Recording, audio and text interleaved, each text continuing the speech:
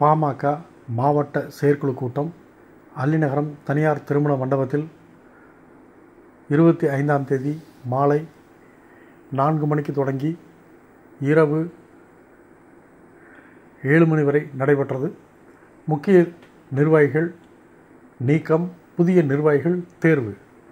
தேனி அருகே அல்லிநகரத்தில் தனியார் திருமண மண்டபத்தில் பாமக வடக்கு மாவட்ட அளவிலான செயற்குழு மற்றும் உள்ளிருப்பு கூட்டம் மாவட்ட செயலாளர் அரசுபாண்டி தலைமையில் நடந்தது.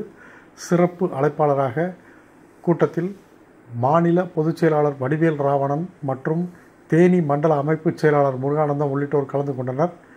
இந்த செயற்குழு கூட்டத்தில் பாட்டாளி மக்கள் கட்சியின் கட்டுப்பாட்டை மீறி செயல்பட்ட தேனி நகர செயலாளர்கள் காஜா மைதீன், நகர தலைவர் முத்துப்பாண்டி உள்ளிட்ட இருவரும் கட்சியிலிருந்து நீக்கப்படுகிறார்கள் என்றும்,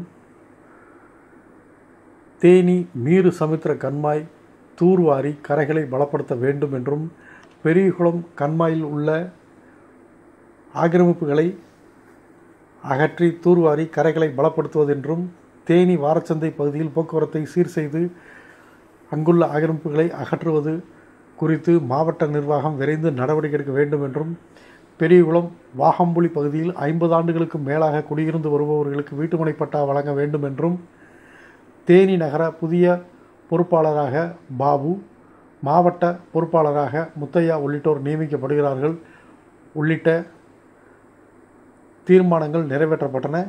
இந்த மாவட்ட அளவிலான செயற்குழு கூட்டத்தில் பாட்டாளி மக்கள் கட்சியின் வடக்கு மாவட்ட,